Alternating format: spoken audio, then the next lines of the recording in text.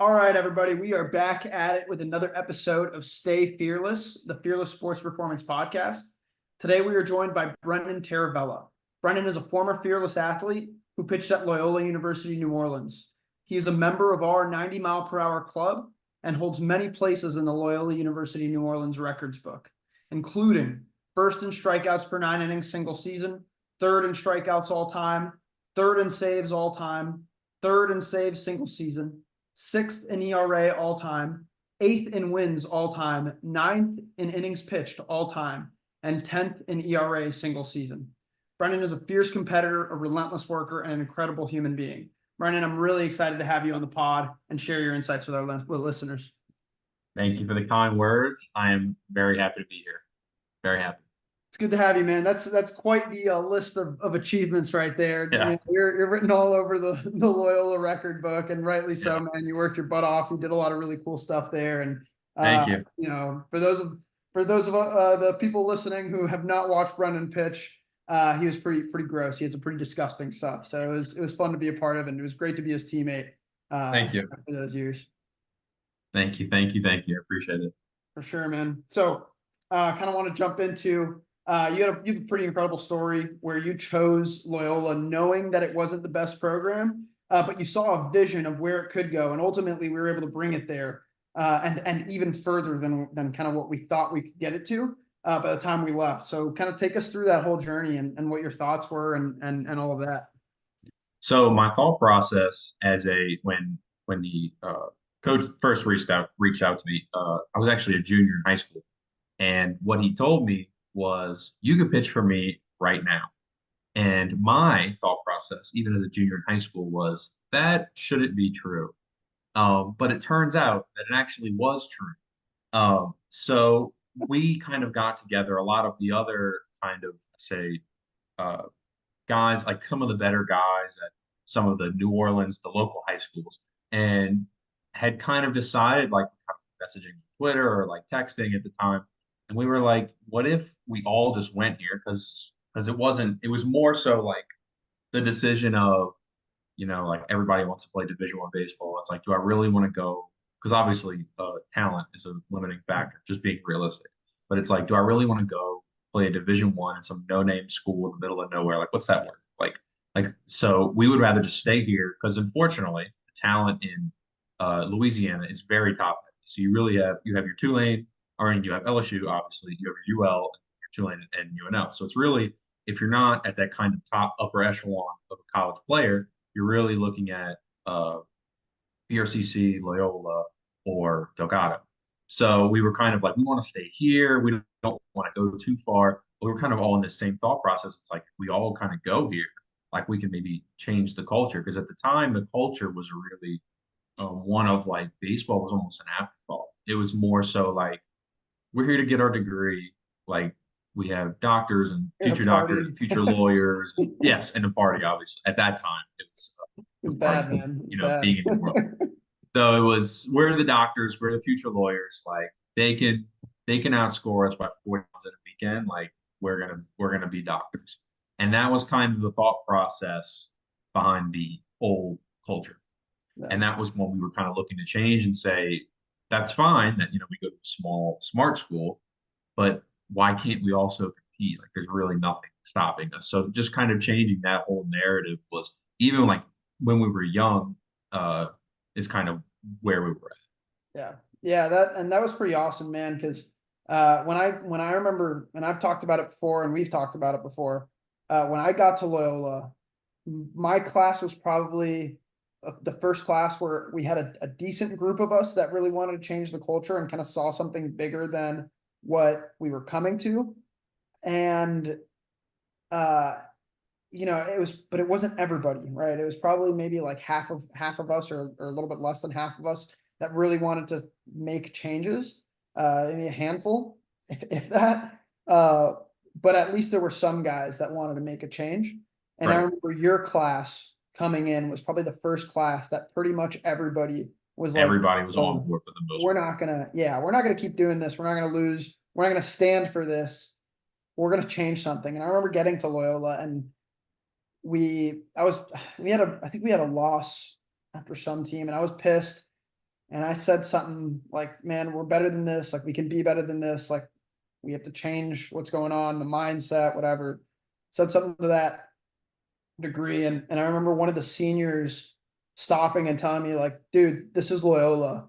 We don't win here. Like, Right. nothing's going to change. It will be the same way all 4 years, and you're going to waste your baseball career. Stop trying to win. Like, don't let it bother you. And that bothered me even more because I was like, dude, Yeah. what? Like, really? You're just going to give up on that? Yeah. And seeing your class come in right after my freshman year, I felt like it would have been, if you guys didn't come in with the mindset you guys did, it would have been really easy for me to be like, man, maybe that's true, and just kind of like started to give up a little bit, Phone like it in. guys in the And past you have end up, done. yeah, Yeah, you and just you phone it guys in. coming in and just having a lot of guys with a great mindset, but also a lot of talent. Like, there was a lot of talent in your class, you know, Yeah. a lot of guys. And seeing that, I think, gave me a little hope. Like, okay, you know, and I felt like I really resonated with your class, and I was glad that I got to, come back at that 5th year and graduate Yeah. with a bit of you guys, because it felt more fitting. Where I was like, I felt like I connected with your class a lot, and like Yeah. you That guys last came year with was a great. mindset of, It was yeah, a competitive year. Yeah. exactly, exactly. And then we got to be there at the end, and not only did we change the culture around, but it was one of the most historic, turnarounds in Absolutely. NAIA history, where from one year to the next, we went from one of the worst programs in the country to, we're top 10 in the country. So Yep. that was really fun to be a part of, and really cool to be a part of that culture shift, because obviously a big part of it was culture. And Huge. It was, I mean, that's the main part. And it really, and it didn't happen overnight. One specific coaching change or a couple players being changed around was really, it was a slow process, that one that I am not proud to say, but I acknowledge now that I'm out, that I was not as bought in as I could have been. I was more, that's the thing, and that we can get into later. But there's talking a big game, and then there's backing it up with kind of the sweat equity. And that is kind of where the change really shifted when K came, is it went from let's talk a big game and be upset when we lose, to let's talk a big game and back it play a up big with game. Yeah, extremely hard effort, with hard effort and sweat, and competitive just putting the spirit. time in and being competitive and really and showing it on the field, but also in the weight room and eating. It's like And it everything. eventually Yeah. culminated to where when we were on our way out, really, like my last year, where it was like the culture was completely gone, and it was really where this was an expectation, where being ranked 15th or 12th or 14th was the expectation. Like, Yeah, we're Loyola. we That's were what we shooting do. for higher at that point. So that's kind of where it wasn't like an overnight, like, oh, we have a new coach, so like now Now top we're 12 team. good. Yeah. It was more so like a very slow and gradual of like, this guy came here. So it's Yeah. like for example, like when we got like Wes, like that was a big That's a thing big for me, step. Yeah. where it was like, and I told Wes this after the last games. I was like, if you would have never came, like I would not be half as good as I am right now. Like I wouldn't have. This was the day that I hit. Well, this was at LSUS, where coming back on a 1 day rest, I got up to 89. I was like, I would never have been here, because what guys coming and getting a chip on my shoulder, that changes culture.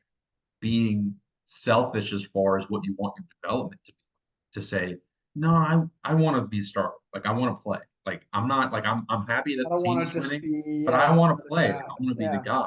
And it's And like when a guy comes in and challenges you, mhm, that it forces you to change, because two yeah. things are going to happen. You're either going to get booted out, or you're going to be forced to change. And Yeah. that's kind of my big things. Like when I've been talking to some of the guys at Loyola right now, is it's like you are either going to adapt to the culture, or it's going to chew you up and spit you out, and Yeah. you're not going to play, Yeah. you're going to end up quitting, or you're going to get cut. So it's like everyone's moving in the same direction. Like, because there might be some guys that are dissenting, like they're like, whatever, Yeah. like do with this, or like I'm good for this, but like I'm Yeah. not putting in the work, or like half-assed at the gym. And it's like the culture now, like that is going to show. It's going to be Yeah. evident. So You the cult, it's can't just be flipped. lackadaisical anymore. Yeah. Not You anymore. have to, No, not yeah. anymore. And it's evident.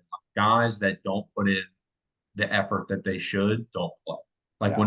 when I was a freshman and sophomore, like there were guys that were pitching that should not have been playing college baseball. So it's like Yeah, and it's it was huge tough shift. because you didn't have, and it's a healthy competition, right? Like it's not an unhealthy Right. competition within the team, but it's a healthy competition within the team where everybody's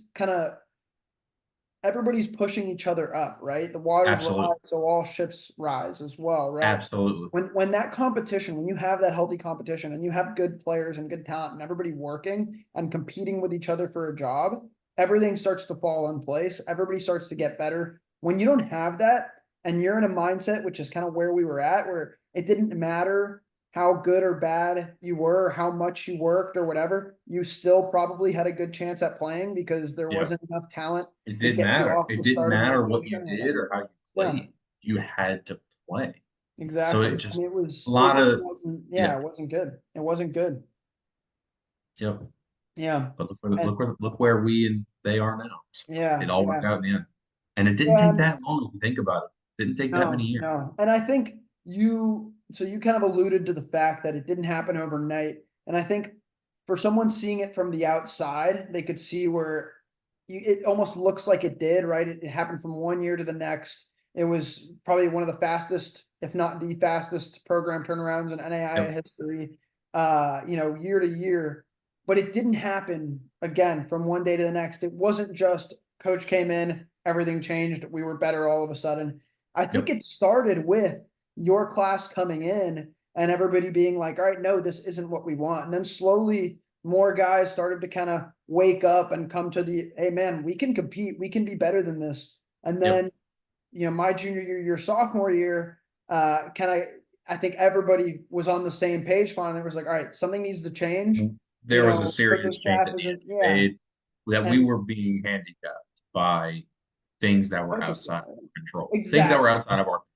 So it really and luckily for us, the sports administration felt the exact same way. So it Exactly. all worked out. Exactly. It all worked out, and everybody was on the same page.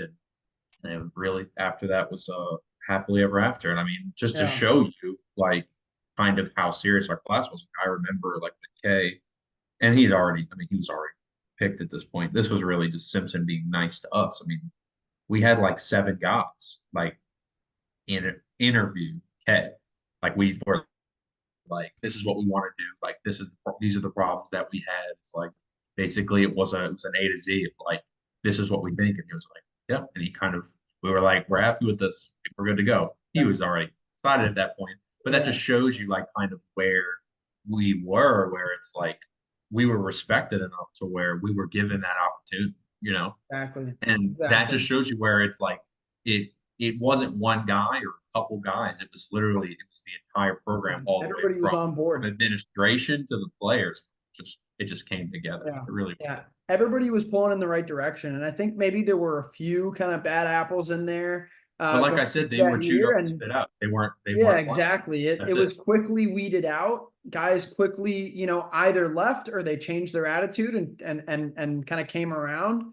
And I think that the way everything was handled very well, where everybody was kind of brought to a place where everyone was kind of pulling in the right direction early on. Yeah. And even then, from the beginning of the fall, like there was a lot of kind of growing that we all needed to do. We all had to learn Everyone needed to do a little how to bit. be good. I think we had a lot of talent going into that year. And it wasn't much different from the year before, but we just had a lot of talent on that team.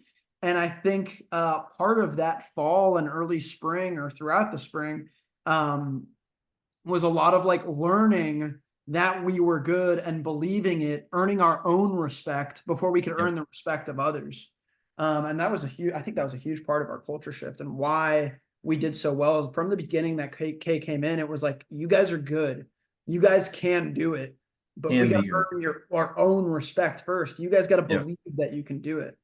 Well, that first year it was really just like adding a couple puzzle pieces and changing the mindset. And that the COVID year, even that was a complete just 180 as far as feel of the year. Like there was no more like us going and getting outscored by 30. Like it was like every series was competitive. Even if we lost or got swept, it was like we belong here. Like it Yeah, we didn't earned feel like we respect. belonged there my freshman and sophomore year. So even that first like quarter season or half season or whatever for COVID, like it had already changed just from adding a few guys and having a competitive mindset. Mhm. So Yeah, and it just yeah, it came a long way as far as with the culture. I think that kind of pulled the physical aspect of it as well, like guys wanting to get better, guys.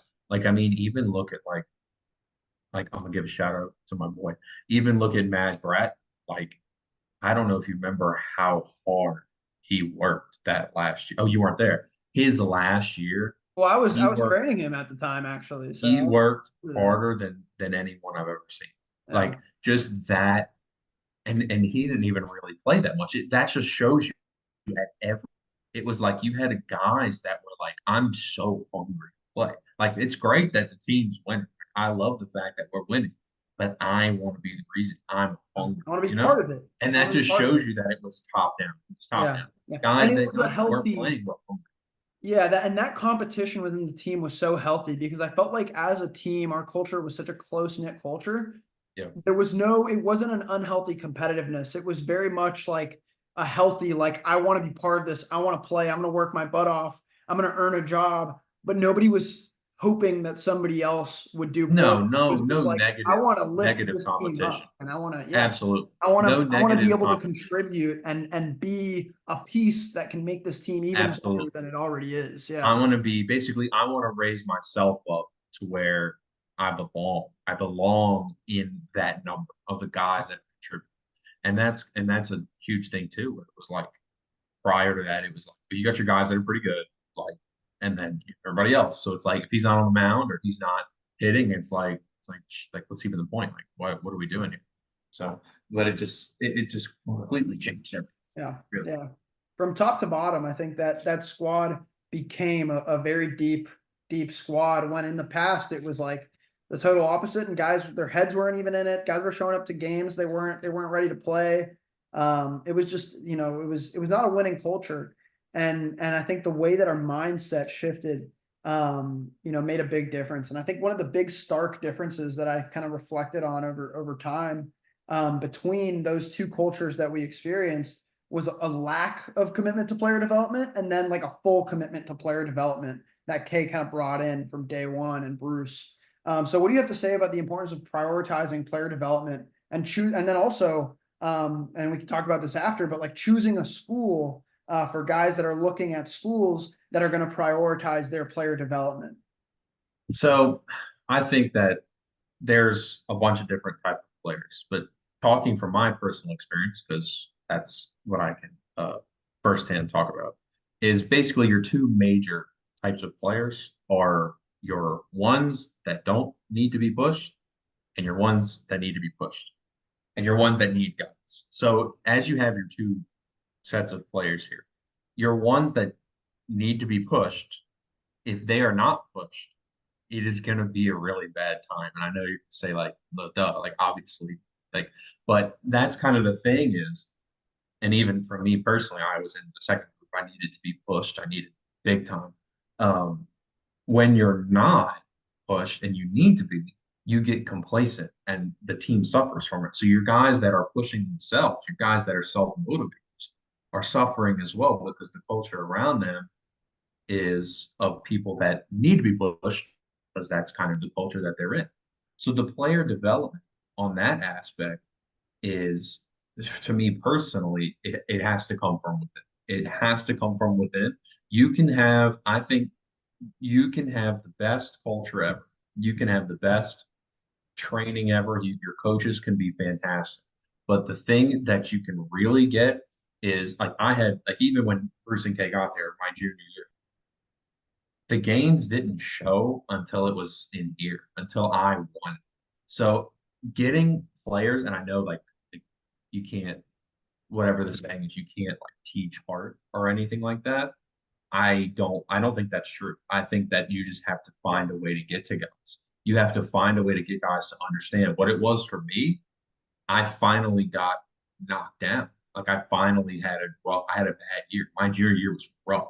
Like guys like Wes came in threw really well, and I saw the writing on the wall. I was like, I have to get better. So to me, that's what it was. Like I had to see that what I was doing wasn't enough. Like might have been enough for old, might have been enough for teams that were very bad, but it wasn't enough for where we want to go. So I think that player development, basically, as I said, it was very nice to have Kay and Bruce come in and be kind of a little bit more pro player development instead of the old culture, which was non-existent. Right. But I really think that the biggest thing that really paid dividends was the fact that guys wanted internally to get better.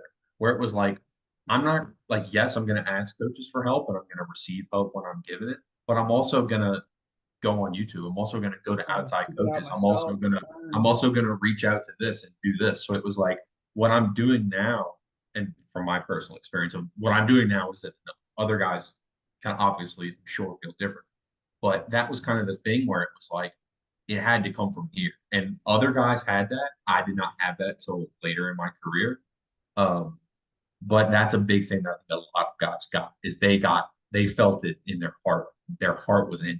And I think that that's, as we've just talked about for a while, the culture. So it's like as important as it is to have coaches that are pushing you in the right direction, the change of heart really was the biggest thing that Yeah. I know Yeah. is that And there it were was guys all of us. It's a team hungry, effort. Yeah. that were hungry and that showed they were in the weight room. I'm telling you, Matthew Brad, shout out, he was so hungry, and I saw it every day because we trained a lot together, and I was like, this guy should be throwing 90 plus. Like I was like, he should be a ball, and it was, and we would go, and it didn't work out that way, but the work But ethic he was pulled some stuff out of himself that nobody ever thought he'd be able to pull. exactly Yeah. the work ethic that he had, and that's just one example. That's just one guy, but there were many guys that were like that.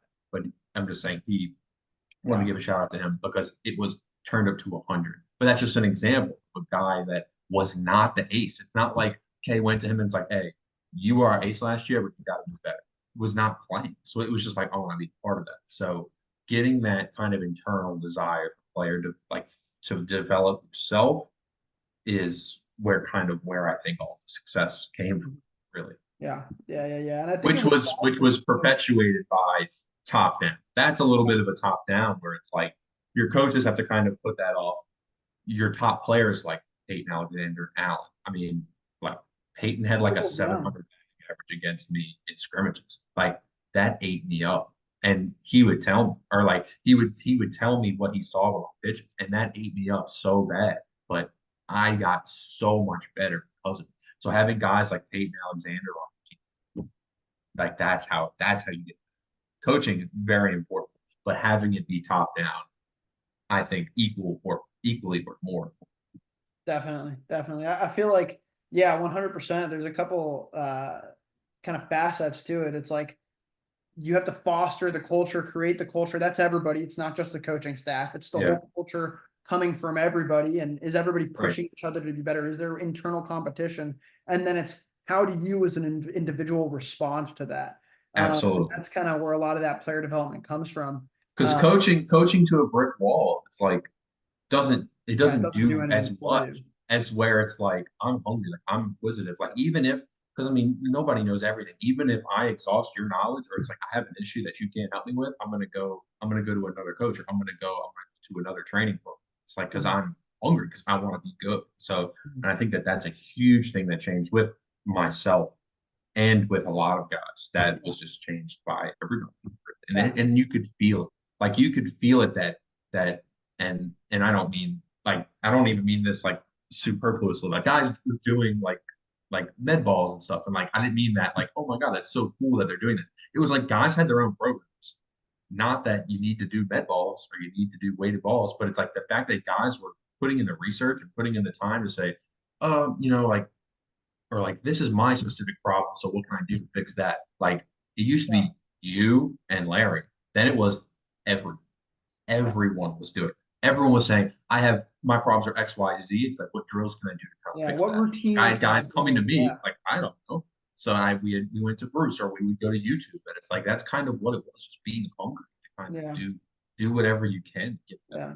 Yeah. And building an individualized routine that worked for you as an individual. And I think that was another thing too that was so great is like, and a lot of programs don't have this, is like that individualization was so encouraged and fostered in those later years, where it was really easy to be able to say like, okay, this is what I got to work on. I need to build a routine that's individual for me, and then breaking away from the pack and kind of doing your own thing in a way that was accepted. It worked in the flow of our practices and games and Yep. everything. The coaches were part of it, and kind of guiding it. Very The supportive of it. players were working together to I help each mean, other Kay out. Yeah. constantly told me, like, or not constantly, but Kay told me a bunch of times, like, it's evident that you put a bunch of work in. And like I said, I was not when I was younger, I was not a self-starter. I did not have the fire later in my career. So when we kind of got together, I fell in love with with training, with getting better, with putting in my sweat and sweat equity, just working hard. When I started the Fearless program, it's like I fell in love with it. Like I lift 6 times a week, like every day. Like I fell in love with it. So that's kind of like where it all kind of came together. Like because with COVID, like when I kind of we can get into that later, but it's like just as an example, kind of starting Fearless, it's just like it changed everything for me because and not to say that Fearless is your fix all, you're going to throw 95 from that. That's not what I'm saying. I'm saying just the fact that you have a personalized program, you have coaches that care about you, and you have someone that you can say, "Hey, Alex, can you look at this video? I'm feeling X, Y, Z," and you get a response. It's not like you're sending out an official Google Doc for one of five coaches to look at and leave notes on. It's the fact that it's a personal experience that you can say, "Hey, like I felt this in my bullpen. Like here's a video," and it's just like that back and forth, that brainstorming. Like it was addicting. Like I fell in love with it, and I still do it to this day. So that was definitely something that Fearless gave me that I still use. And that was a huge, huge help for me to kind of find my way to be fall in love with development. Absolutely. Yeah. And I appreciate you saying that about the program and kind of what we were able to do for you. But I also want to make it clear to everybody listening, and to you as well. It goes both ways, right? And so like you were an athlete that I loved working with, because you were putting just as much work in, if not more, than the work I was putting in. And so it made me want to work even harder for you, because I knew that you were putting everything into it and like really, really going balls to the wall, all in. Absolutely. Which makes it easy, right? Because I've had athletes in the past that don't put as much work in, and I'm like having to like essentially pester them to Yeah, get their work in or do things right or get back to me and talk to me, have conversations, and it makes it really hard to get better that way. Um, absolutely. and we try our best to keep our culture a culture of guys like yourself, and guys that aren't fully in it. We typically don't keep in the program, or they don't Yeah. stay themselves, because it's Well, not just only like we were not saying fair to earlier, it's them. like if you're not going to put in the effort, Yeah, you're going to get spit out. It's just that's just how exactly. the And beast works. yeah, and not only is it not fair to them, but it's also not fair, and this applies to the team setting too, to the other athletes around them that they're training next to, Absolutely. training with, taking time from. And so one of the things I really appreciated about you is like you were very, very committed to learning, not just following. And so we had a lot of really awesome in-depth conversations along the way about Absolutely. I fell in why love are with we it, and doing that's what we're fell doing in and love. what are we seeing. Absolutely. I absolutely fell in love with it. And that's what I was saying. And I think that now that I'm transitioning to the other side of baseball, the not playing side of baseball, coaching side of baseball, and kind of more that I think about it and probe guys' brains and kind of figuring out how pitchers work, because pitchers are weird creatures. They really are. And it's just you have like everyone is different. Like I'm sure you can fit a lot of guys in different boxes, but it's like finding what lights the fire in somebody is, I think, very important because I did not have the fire. I was cruising through high school, like, because I mean, New Orleans is competitive baseball, high school, but it's not a very high level baseball, if that makes sense. It is a very competitive level of baseball, but it is not your Texas, your It's Florida, near you're Los California. Angeles. It's not, but it is very competitive. So I was able to kind of cruise through high school, throwing 76 from the side, and that was fun and had ridiculous ERA and a ridiculous win loss, but none of that mattered because when we started playing for real competition, we got destroyed. So, and that's what it took for me. Is I literally just to show you how neurotic I got. I don't know, you're not gonna, but basically, I uh, I blew a save against it's either Blue Mountain. I blew a save against Blue Mountain, or I blew a save against one of the two. And I literally, on my way home, I set a voice reminder. I said, "Remind me in 1 year to remember how it felt to blow the save against, I think it was Blue Mountain." Because I was like, I'm gonna hold myself accountable. I Yeah. was so, I hate to use this word, it's such a strong word. I was so disgusted with kind of what like the potential and the time I had wasted that it's like it was literally a match made in heaven, like when we kind of got together because it was like I'm very hungry and I am willing to put in as much work as possible. I was going to Loyola every single day. I was doing med ball training. I was doing my weighted balls. And you were like very responsive to all of my weirdness and my questions, my hundreds. So it was just kind of like it was a match made in heaven. So it really Yeah, it man. worked out. Yeah, and I loved it too because I was the same way, man. I always wanted to know why. I always wanted to like really get to the end of it. And you know how I am. I'm a very obsessive kind of OCD esque What? person, and so like when I'm my mind is on something and I'm trying to get better and I have a goal in mind. I'm I'm gonna go full throttle into it, right? And that's how I treat my Yeah. athletes as well. That's how we worked on it. And it was great because you had the same mindset of like, all right, this is our goal and we're gonna go full throttle. It was Yeah. great to be a part of, and I loved it. And it's easy to train guys like that, man. But ultimately, we had a lot pay off in that offseason. And the next year we had a great year, broke the 90-mile-per-hour barrier, Yep. and absolutely shoved all year. And so I want to talk about that journey for you and what made you successful, what worked, what didn't work, and what did you learn about your body and your training routine throughout that whole process? How much time you got? I could I Get yeah, I could after go it, on for man. a few I could go on for a few weeks. Let's do it. But basically to give you the too long didn't read version. Um basically I was allergic to the gym when I was a freshman, sophomore, and junior. I was allergic to it. I hated it. We also, again, getting back to culture, are the lifts when we were freshmen and sophomore. So when I was a freshman, sophomore, were hard. So it's like that was what I had to go off of. So it was really that like the extent of my coaching had been me and my dad in the backyard because I had like a makeshift like bullpen. That was the extent of my coaching. So my on my baseball side, it was me and my dad basically messing around in the backyard. Was everything I had figured out. Weightlifting side, non-existent. I still thought that the way to throw harder is you have a weird ligament in your shoulder that makes your arm go faster. That is literally the level we were at till I was 19. So that just to give you an idea. So it was to give you the shortened version.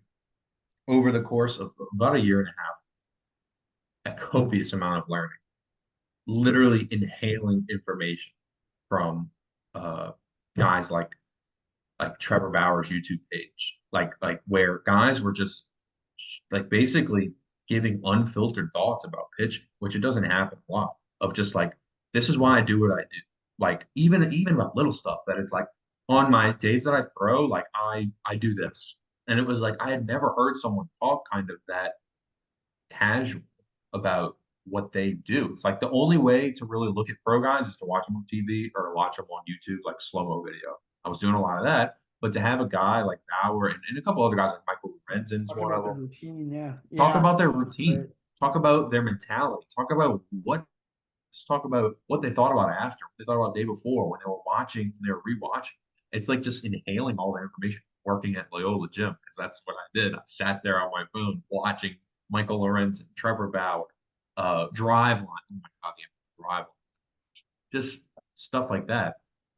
And just inhaling information. So that was step one. Developing a plan, inhaling information, and getting together with you. That's all step kind of getting this ready to go. Then it was me getting after it in the gym for my first time. I remember I texted Larry Frischberg, also shout out to my boy Larry. I texted him. I had some pre-workout and I had a ridiculous, the first fearless lift.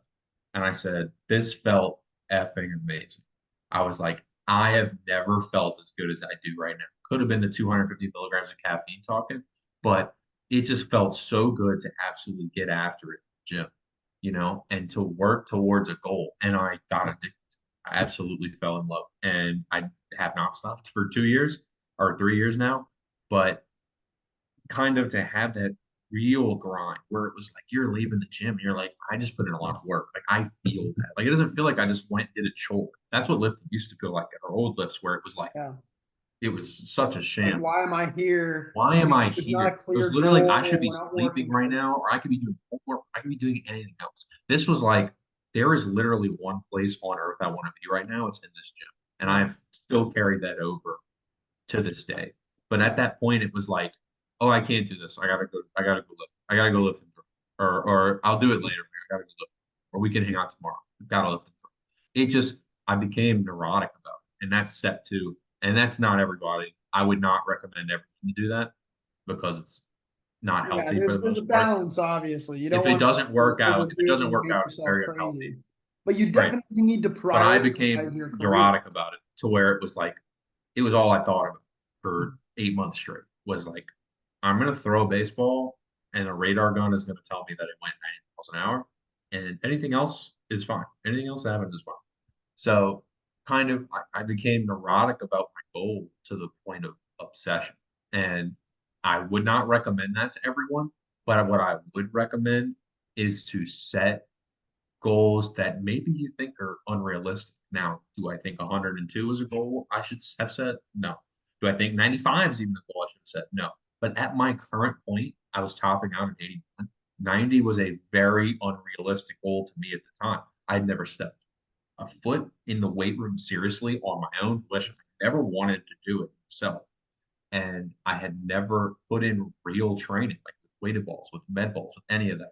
So it was literally like I flipped the switch and I completely went balls for a year or really 8 months straight of just nonstop grinding. And what that did, what I think was even more or at least equally as important as the physical transformation, was that this was just my head was completely transformed. And the way that I train, the way that I throw, every time, and this is Bruce, basically Bruce is very largely to blame for to not blame A in a good tribute way, to, yeah. attribute to this. Every throw I made mattered. I wasn't throwing just for fun. It was like, and this again kind of verged on neurotic. So watch this. So I wouldn't go too crazy. But every throw was like, how did that feel? It's like I kind of cut that, or like I kind of, like really my arms have been here, or my arms kind of low at foot plant. And it kind of got to the point where it was like everything that I did was to get to that 90 miles an hour. Yeah. Every time I rolled out, every throw I made, every bullpen I did, every time I did arm care, everything I did was to kind of get to that goal. So Mhm. it was just more so like I say neurotic because that's how it was, but it's more so like having the fire to get better and having a very well structured and good plan. Because there are guys that wake up, they go out, they slip on some Crocs, and they throw 95. They absolutely exist and they are real and they exist. But there are also a lot of guys that could have thrown 90 that didn't because they only threw 81. And they're like, this is fine. I'll be good. There are a lot more guys that could have gotten to that point with that 90 plus, and they weren't. So that was it. And I didn't want to be one of those guys. And I think that's going to be going forward. My advice to guys that are 81, 82 is it's like, I had absolutely no right to throw 90, 91. I had no right. And I did. And not after that much work. It was really only about 8 or 10 months of work because I was out of time. It was But it was year. focused. It was focused It was work. focused. It was Yeah. very focused, and very well structured work. thanks to y'all, but also thanks to it just was a perfect storm. Like I had a chip on my Thanks to shoulder big yourself, time. you know, like I had you a put in the big chip on work. my Yeah, we can set a plan and we can build goals and build a plan and have everything perfectly structured and have everything perfectly chosen and everything lined up. But if the athlete doesn't do all of that work themselves, it's useless, you Like know? you remember when I was doing med ball throws? Like I would send you my med ball throws Mhm. because I had came up with that literally just completely on my own, like learning your body, learning what you want to do.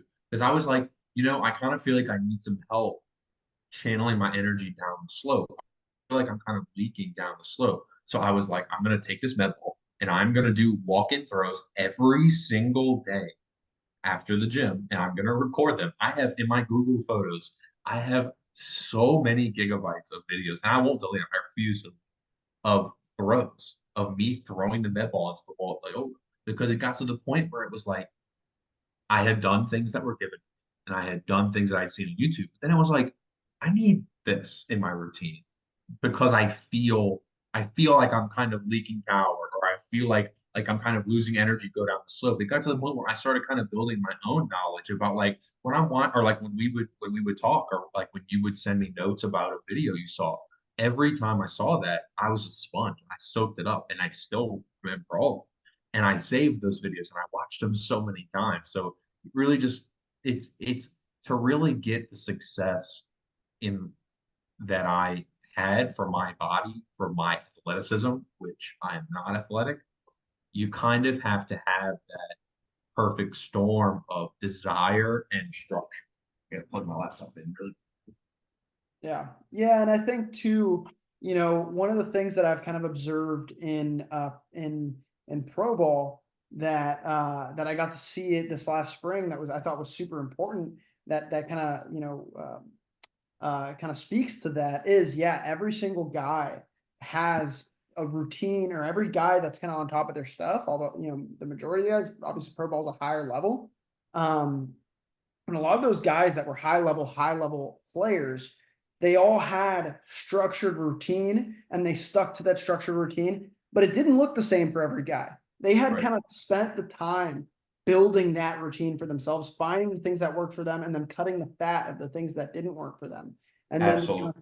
yeah, and to kind of harp on what you were saying earlier is like all of those guys, those high level pros, every movement they make, they're paying attention to. There's no Yep. wasted reps. There's no wasted None. throws. You're not throwing Everything, just for fun. And that was a big yeah, difference. You're not throwing just to get your arm. You're not yeah. throwing There's to thought. do to work on your changeup. Like every movement you make translates to your most important movement, which is your pitch when you're on the mound facing the bat.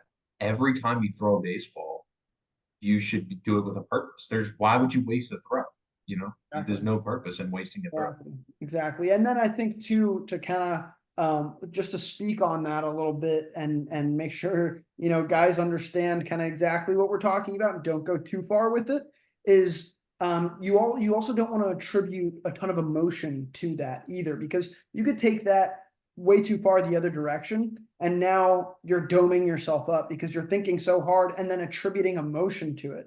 And then when things aren't going perfectly every single rep, all of a sudden you're getting yourself pissed off. You're doming yourself up, and next thing you know, you're all yipped up.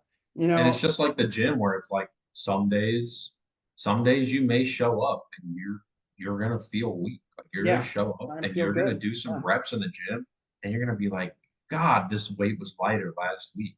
It's the same thing. You're gonna be throwing from 90 feet out, or you're gonna be throwing and you're gonna miss. You're not gonna be yeah, dotting like you did a couple days ago.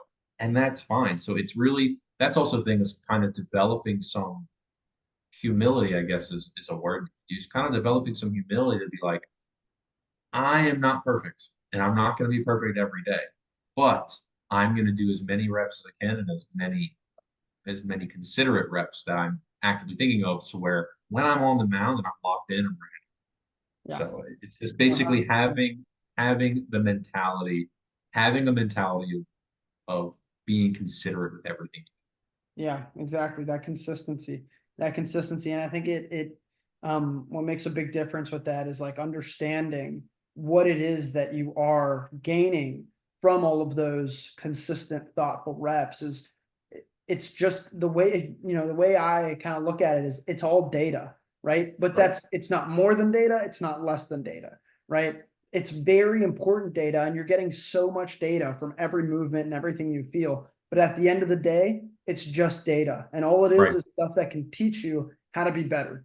Right. And if you take it as more than that, it's gonna be to your detriment. But if you take it as less than that, it's also going to be to your detriment. You just Understand can't the ignore it. data. It's a very important data, but it's just data. It's not indicative of the end result or the end goal. It's what it is information that's going to help you get better. Absolutely. Yeah. And I think the other thing that I wanted to talk about, and we'll try to hit on it before we kind of close up, is you had a little bit of history of injuries. You had the low back injury, the labrum injury, and kind of had to work through that. So I'd love to hear your thoughts on that and kind of the process that you took with those injuries and what got you through it, and then got you to where you were kind of really peaking in your performance at the end of your career after those injuries. So that kind of, and to not uh, kind of beat a dead horse here, but it kind of all came together at the same time. So I don't know if you remember, but the labrum and the back were basically together. Like they were basically at the same time within the same like 8 months. So it just kind of was really, putting it simply, if that would have happened my freshman year, I would have quit. I wouldn't have played. I wouldn't have been able to recover from that. My back was at a point where it was basically I was working all day to be every day to be able to play for an hour Friday. Every day was hours of stretching, going to PT, uh, taking 12 Advil a day, which I would not recommend for your liver. Yeah. Um, Don't do that, guys. Let's don't let's do not that. get to that point. Um, Basically, it got to the point where I wanted what I wanted so bad that I didn't care about my back. I wasn't gonna let it get wet. So I got my MRI, my labrum was broken. But my labrum was a little more, was way more minor. My back was very bad. I actually ended up having surgery on that 2 months after I stopped. So my labrum was just a partial tear. I told them, or we had an awesome doctor, um, I think, and basically I was just like, I want pitch, I'll be good. Give me some cortisone, and I was good. But my back, on the other hand, was the hardest thing I've ever had to do. For the listeners at home, I had two bulging discs in my back. It was my L5 and one of the other ones, one of the other L's. I'm not a doctor. But basically, they were bulging in the beginning of the year.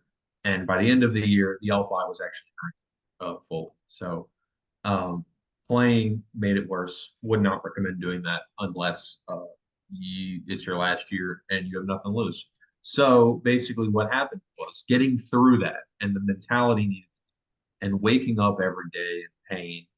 Um, Waking up in pain. Not, I mean, there were times at practice where I literally couldn't walk. Like I told Kay, I was like, I can't. If you've had back pain, to the millions of listeners out there, if any of you have had back pain, I feel you.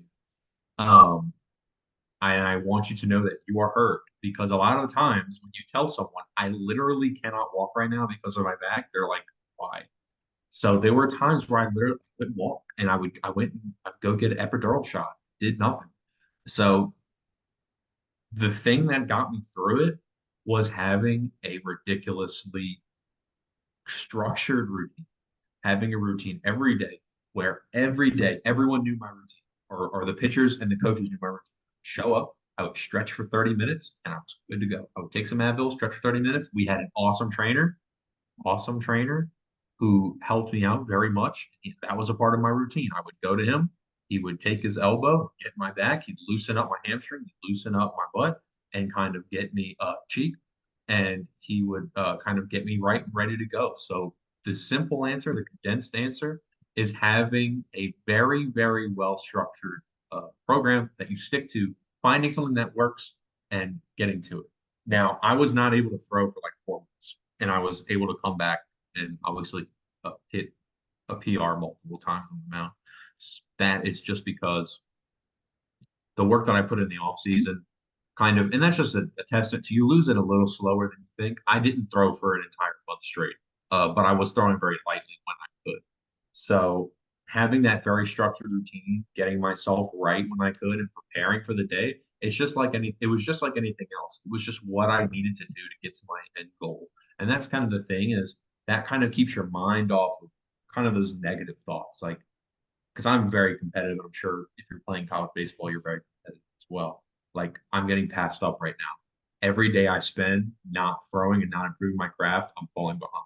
Having that well-structured routine that is your craft, that is your day-to-day, kind of keeps you from those negative thoughts of saying that's like he did his thing, I did my thing today. My thing today was PT.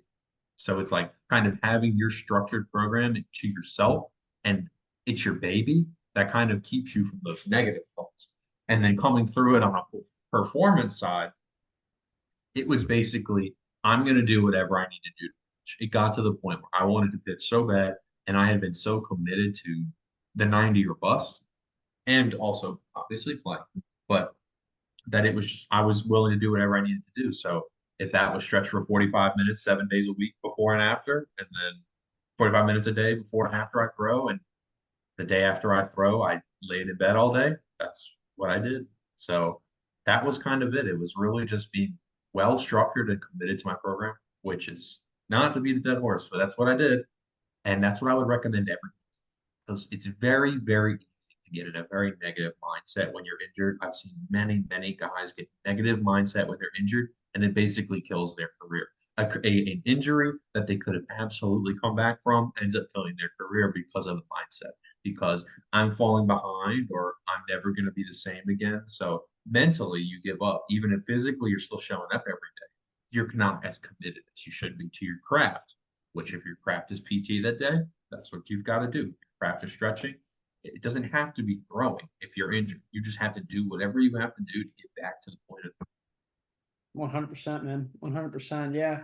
That's definitely one of the big things that we harp on a lot in rehab and PT is like it's bigger than just the physical aspect of it. There's such a big mental part of it, the mindset, and really making sure that guys are feeling good, they're feeling confident, and they're getting through because a lot of the struggles of PT and some of the biggest struggles are psychological. It's really hard absolutely. to be hurt mentally and so really fostering a culture in rehab and PT um, that lifts guys up and allows them to be confident. We're waiting for you to come back. We Yeah, can't wait for you to be back. It's not that, oh, this guy took your spot, you're screwed now.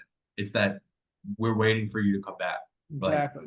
we can't wait for you to come back and compete. Yeah, Versus this guy's doing so well, like he's gonna take your spot. Like you're good. You're good. We've got a closer. We've got a new starter. Like you're good. yeah. It's Versus about can't we wait for can't you to wait come for back. you to be back, and Whether then that's also the true or not, confidence. even if that other guy has been lighting it up and he would have gotten the spot anyway, it's more so keeping your guys mentally there, mentally even. Because some guys aren't as mentally strong as others. Some guys need that support, need extra Yeah, support. Some guys need extra support of like, dude, your spot is going to be waiting for you. Like you're not like no yeah, one's going and passing you by. You're injured. Your duty is to get back yeah. and kind of And having that kind of be all over the culture. Not even like as guys get hurt, like I'm gonna have to miss 3 weeks. I'm gonna lose my spot. That is the last thing you want a guy to think about is that he's gonna lose his spot. Like you know what I mean? So kind of having using our favorite word culture, where your focus is getting better versus I'm going to lose my spot now because I'm not practicing 3 weeks, or I have to miss 2 weeks, like I'm going to miss 6 games. So kind of just changing the thought process around does a lot of work. 100%. And even the guys that are historically mentally strong, rehab is a very hard process to go through. And so having that culture and having guys around you that lift you up and give you confidence, like, hey man, you're going to be back in no time. You're going to be even Yep. better than before. We're going to be back strong. That helps guys a lot. That helps guys a lot. But Yep. yeah, man, I think it's a good spot to leave it off on. This was a blast, man, and it's been really great to talk and hear your insights and share that with our listeners. And I think a lot of guys are going to be able to find a lot of valuable insight in what we talked about today. So I appreciate you, man. It's been an absolute pleasure. And yeah, Appreciate coming on. I really, it was fun. for Love, sure. love talking to you, Alex. course, man. It's always a pleasure, man. And for everybody out there listening, stay fearless.